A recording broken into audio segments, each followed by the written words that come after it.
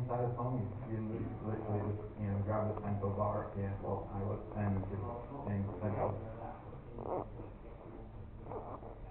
Oh, if you want to change the song during the song, change the tempo during the song, you would, or I would do, you can automate this. FL Studio is not very good at having tempo automation, but since with I'll just explain here, giving an example. This is now the tempo envelope. This will control the tempo. It doesn't, with this automation specifically, it doesn't give, the tempo you want it to be exact. Say you'd want this section to be 120, another section to be 130, but it has no meter, so you have to sort of try and guess.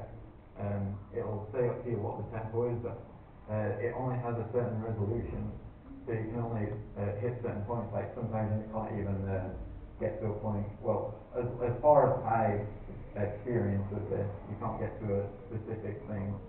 So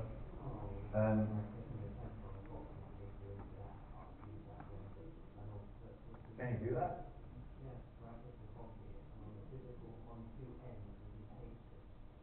That's awesome. Thank you. You've given me life advice here. Yeah, that's what I was going to go into. I use edit events to sort of change things, because that's a lot more specific. But yeah, that's cool. I've learned something new today. Thanks for that. If you've got any more advice for me, shout that out.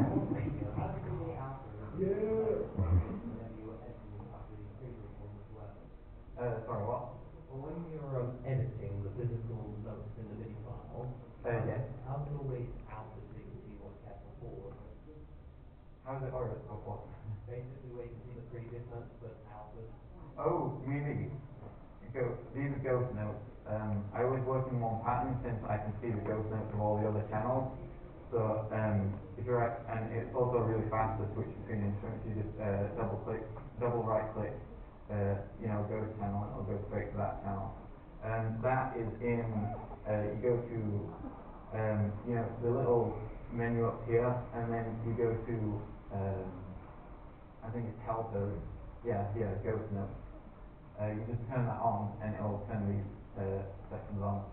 So that's very useful for me, since I often, as you've noticed, I often forget sort of what key I'm working in or something like that, or the chords I'm working with. Sometimes if I'm not that inspired, I'll just, it's very easy to make something that sounds all right from a chord progression. So if I know exactly what the chord is, I know kind of what notes will kind of sound good. So that's how I work. Yeah. I'm not sure what section to go into now. I sort of explained synthesis a little. Any questions, anyone? Cool. Oh, you again. Can I go to him, because yeah, by all means, he hasn't had a chance yet.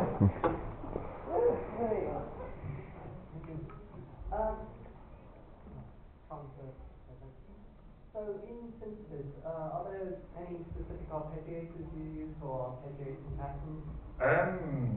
There is. Well, usually, I do, arpeggiator is something Massive doesn't have, which I'm very, I would love if Massive had an arpeggiator option. So, because it doesn't, I will do arpeggiation through FL itself. So, this is the wrong thing. I'll not use that.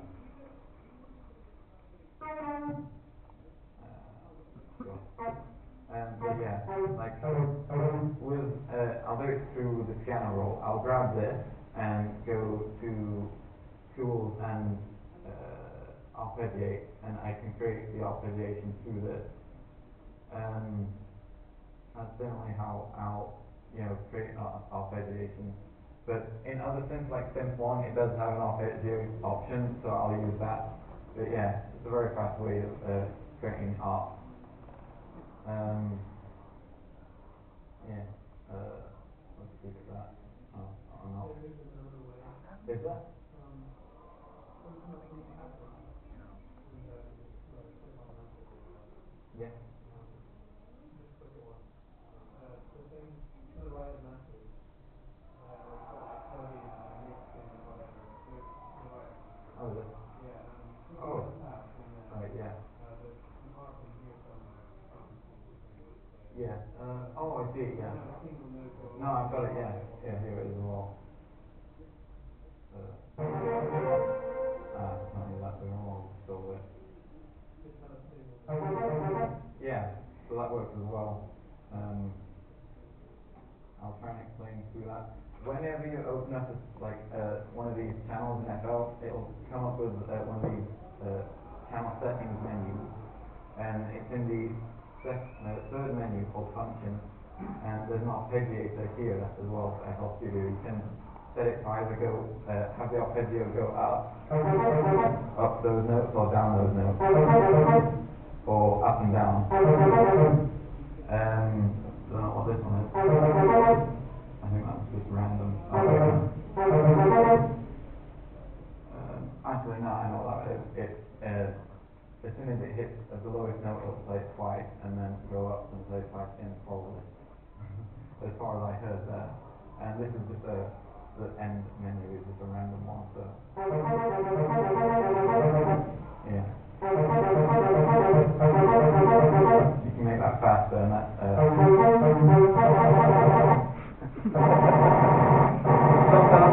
Sorry. What? No, it's not faster. There we go. Fantastic. Anyway. So that's yeah, I do enjoy arpeggiations a lot because you can create. That's another time I'll go into. The chiptune sort of style thing, not real chiptune, but so I don't offend hi-fi who's in here. If I get off a swear wave, you know that sort of, I'll just show you and explain the sound that I'm going for.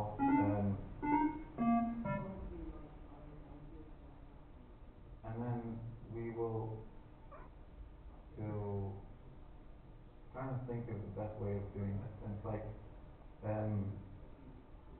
I'll do it through here. There's probably an easy way of doing this, but this is the quickest way I know how to sort of show you. I'll put that in the pattern.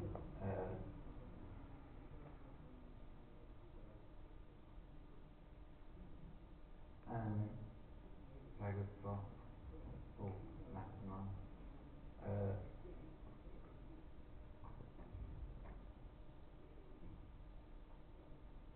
Making any moves at all.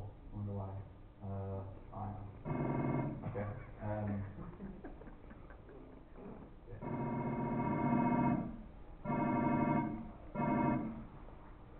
Right.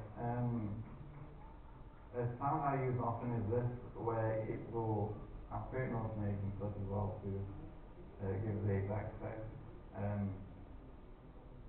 Since if I do an envelope, I can do this easily in another sim, but Massive works a bit differently. So I can't put a single envelope on the whole thing, since it'll put an envelope on each individual note. But that kind of sound, that's just arpeggiation, notes going up and down rapidly. So I will also do sort of chords through this. Yeah, and then have that do that as well. So that's the kind of chippy kind of sound that I use a lot as well. Yeah, that's as much as I'm going to go into with arpeggiators. Any other questions? Dan, I'm going to continue this one. Sure, we'll copy this over. Oh, this is the section that we're going to work on, I think.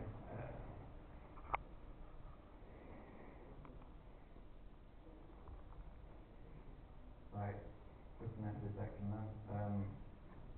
Ah.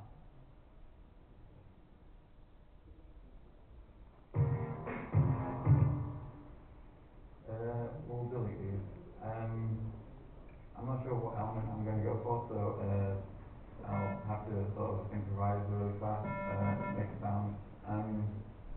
I'll probably go with kind of a bell sound. Triangle.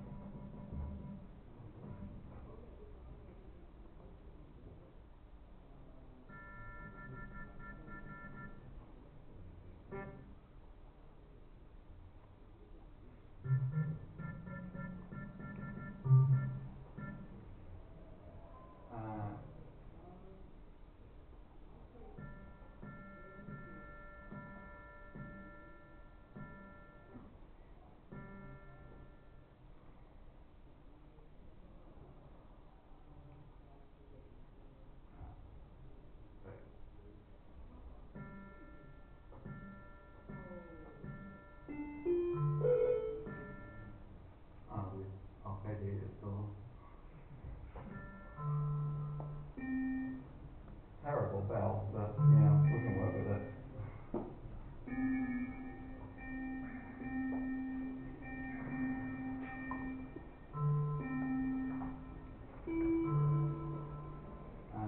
What's the bell?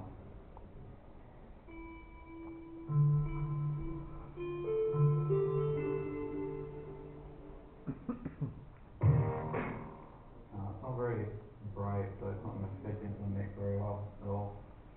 The mix is something I haven't gone into at all, so not really something I really want to go into. But yeah, mixing is sort of like something that would take a long time to sort of explain. But basically, the mix is sort of how certain elements of a song fit together.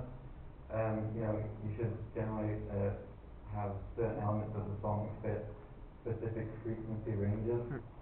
So like the kick is generally going to be, you know, sort of lows and its percussion like impacting. So the bass should occupy the lowest. Yeah, I'll just explain through that. Basically, that's what a mix is. I'm not going to go into it further than that. Use EQ to sort of like try and help mix, sort of like drop certain frequencies out that are, you know, piercing or sort of get in the way of another element. Like if two sounds are sort of in the same frequency range, you'll either want to pan those out so they, you know, you have more room in the mix and it'll sound a bit wider, but you can also drop the frequencies of one so the other one will shine through that one. But yeah, that's as much as that goes into. Yeah, I need to make that a bit brighter, so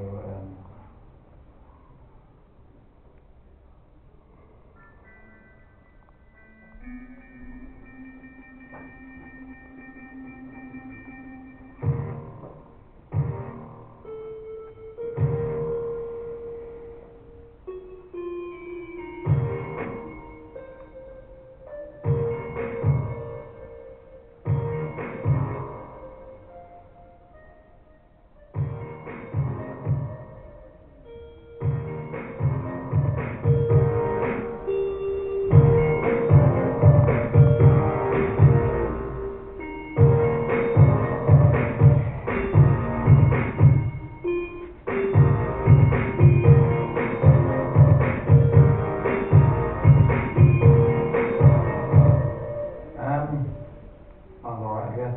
We'll do what I normally do with melodies, change it up a bit.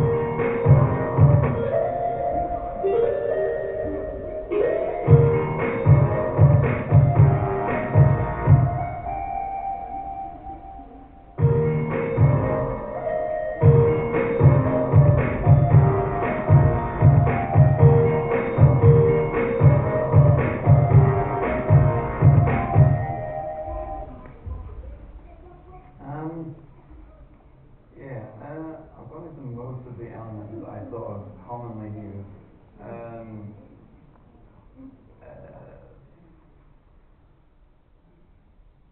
Questions, anyone?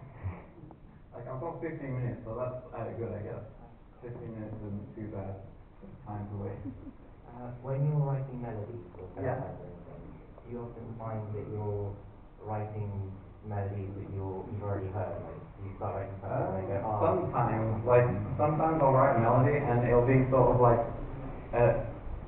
sometimes it'll fit so well that I'll think, like, no, I'm definitely copying something subliminally. But, sometimes I'll just run with it. I don't really care too much if someone says, oh, this sounds exactly like, A or B. I've done it in the past, like, Heartmender, specifically, like, I was in the shower singing Heartmender, as an idea, and I realized after I completed the song and sent it out that it sounds exactly like Silverhound sort of zooms up high. So I was like, oh well. I sort of thought of it, I guess. But anyway, yeah. Sometimes I do copy sort of melodies accidentally, but I do try and not, copy melody. Like if I definitely know that that's a melody that I'm copying, I'll generally try and change it up. But yeah. Anyone else?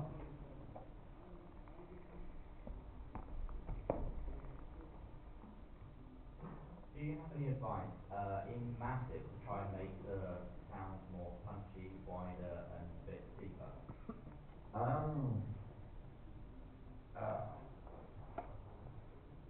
kind of do. Like with wideness, I do sort of like Massive has this unison thing that I went into. That also has, if you layer up two things, it's not going to be audible on these speakers, but basically it will stack up two sounds, and as I said, you can detune one different than the other, and then it has a pan position here that you can select, and it will pan those left and right, so that, the two signals. But that, for bass sounds, that's not such a great idea, since like with bass frequencies, the lowest end of your bass is going to be pushed back into mono, and that means I'll explain phasing right now. Phasing is when two things stack up together and sort of add.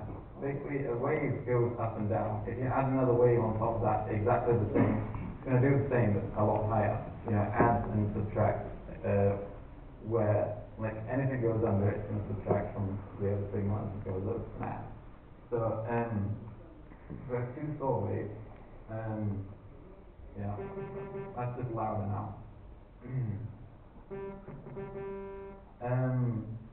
And what happens if you one sec, let me just sort this out. Yeah. If you start phasing that, as in like the two signals start at different points but at the same frequencies, it will just cancel each other out. So as you move along, that's not doing anything. One sec. Oh, that's good, it's not on. Never mind. Okay. As you keep moving along, it's gonna, now it's really thin because it doesn't have, it's cancelling itself out, and that happens with bass frequencies as well. Bass frequencies are very simple waves, so they're very easy to sort of cancel each other out if they're in different phases. And what the stereo thing that's happening, it's changing the frequencies of those. So if you add them back, they're going to be different frequencies, and so the bass is going to be sort of very, it's either going to be cancelled out or very loud at one point and very quiet at another. So it's not a very good technique for basses specifically. I use that for kind of leads and things. For basses, especially sort of, I generally split basses into two sounds, where I'll have the mono synth sort of in the bottom end, a just synth sine wave,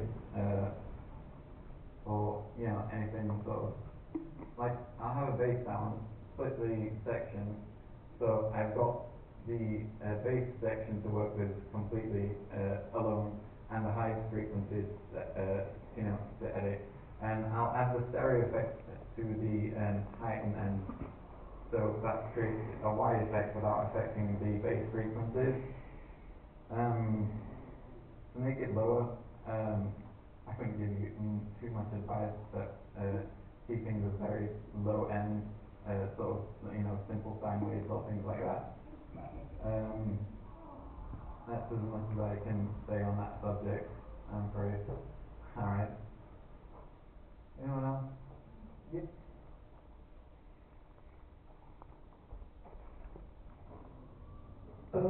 Do you ever layer like 3 bass drums over each other and have them level at different frequencies? So like, I do that recently. I do that a lot more. Yeah, like drum layering is good if you haven't got specific drum samples that sound exactly how you want.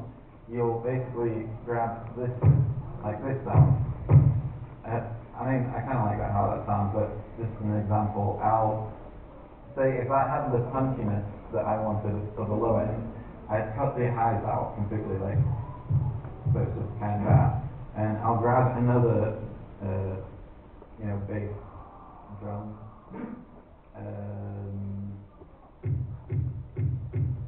Let's say that has the high end that I wanted. And I'd EQ the,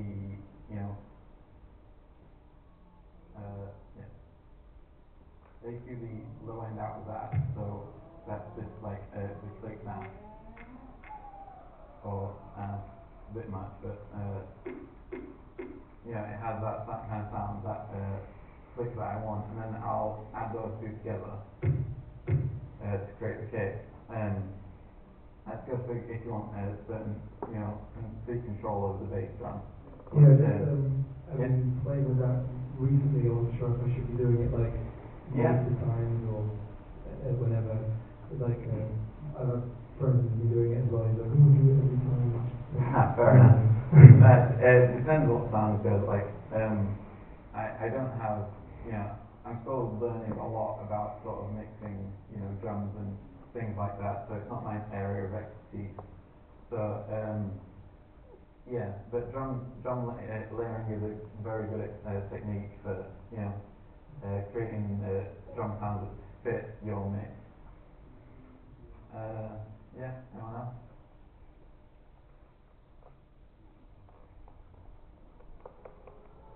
With each of your creations, do you try to insert an element that really defines you as a musician? Like, you put elements in music that anyone who's able to recognize it as your work just by ear? That is actually something that I used to do a lot. Yeah, I kind of forgot to do that lately, just because I've sort of been trying different styles and suiting that exact style without putting my own element in. But yeah, like the sort of lead sounds that I have, I generally sort of use the same one usually, especially on my collabs. With any of my collabs, they will always have like a synth solo section where I will create a synth solo and the person I'm collabing with will create theirs, and then we'll have a pretend synth battle, of lead sounds. So like I'll play a solo and then the next the person I'm working with will play that solo. But I'll always use the same synth sound for that. That's my I don't have the exact synth here with me, but like I do have that one synth that I've sort of adopted as my own. That one lead sound that's used in Beyond the Garden, Nightmare Night, Awoken. It's used in a lot of songs that I've used, so yeah. And have you ever found that your style conflicts with someone you've tried to collab with, and you've had disagreement in what you've chosen for the creation, but just like your styles clash where you work around it to make it fit? Yeah, it has happened a lot. Generally, I can, lately I've been very specific on what I can collab with. Toom are very easy to collab with because we have this certain collaboration technique that we use that is very specific. Basically, Tombstone will, or one of us will compose the song, and then I will create the instrumental from that, from the melodies or chord progression that he used. And I think that's a very good way of collaboration because you don't really have conflicts in your sounds or certain